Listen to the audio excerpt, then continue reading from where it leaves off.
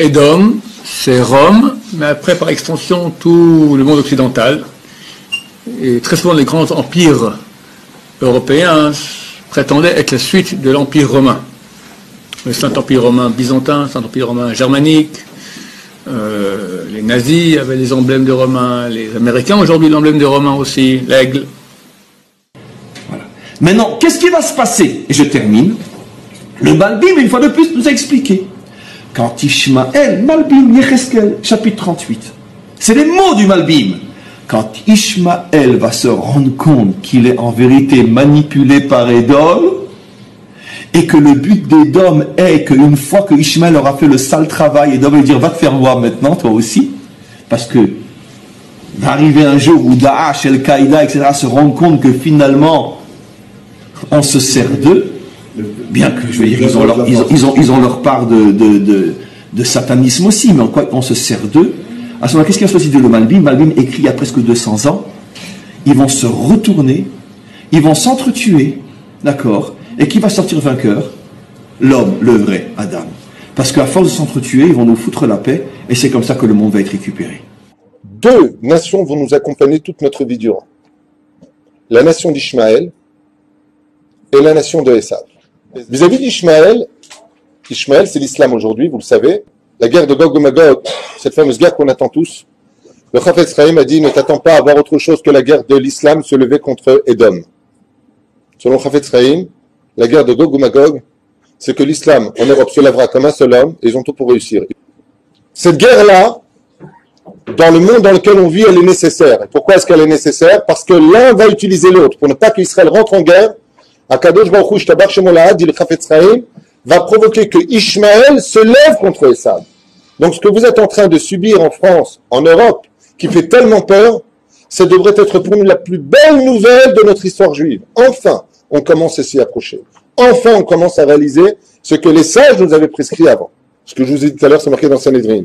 Le Mashiach viendra que quand Édom, l'Europe, la chrétienté sera totalement tombée. Donc je vous pose la question, c'est une bonne nouvelle que l'islam envahisse l'Europe?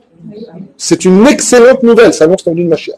Excellente nouvelle. Et que se passe-t-il quand il viendra? La paix régnera enfin dans le monde, les nations déposeront les armes et serviront le peuple d'Israël. Et tous les enfants d'Édom, tout l'Occident, qui sont les descendants d'Ésaü, d'Esav, se rassembleront, et il y aura une guerre entre eux. Et ils vont faire une guerre donc entre tous les descendants d'Ishmaël et tout l'Occident. C'est déjà, on y est. Hein?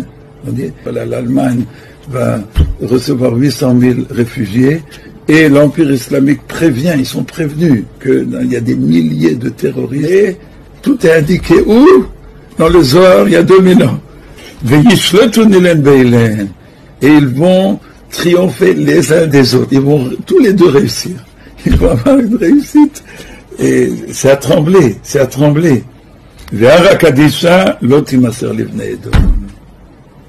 Et la terre d'Israël ne tombera pas aux mains d'Édom, aux mains de l'Occident. Mais ça, c'est l'avant-propos de la guerre de Gog et Magog. Et Hachem, qui nous aime infiniment, nous envoie Ishmaël pour préparer la guerre de Gog et Magog. Donc quand Ishmaël va faire cette guerre-là avec l'Occident, ensuite l'Occident va se liguer, et Gog, comme on l'a dit, il va réunir l'ensemble des peuples. Il y aura déjà, ce seront des continents qui seront réunis, mais il y aura déjà eu les réunions grâce, entre guillemets, grâce à Ishmaël, et toute personne un tout petit peu honnête et qui ouvre les yeux voit que ces choses-là sont en train de s'accomplir sous nos yeux. Il faut un mouvement islamique qui mette un peu la pagaille pour fissurer l'absolue puissance de l'Occident. C'est des textes qui ont été écrits il y a 2000 ans. Ishmaël va mettre le balagan, je l'appelle, parce qu'il faut qu'il mette le balagan, sinon la carapace de l'Occident serait tellement monolithique qu'on ne pourrait même pas laisser passer un filtre, une faille pour la lumière ici. Tout à coup, il y a une jeune fille qui vient en face de nous dans le train et qui nous dit, vous êtes juif? Oui, on est juif. Vous savez, j'aime beaucoup Israël.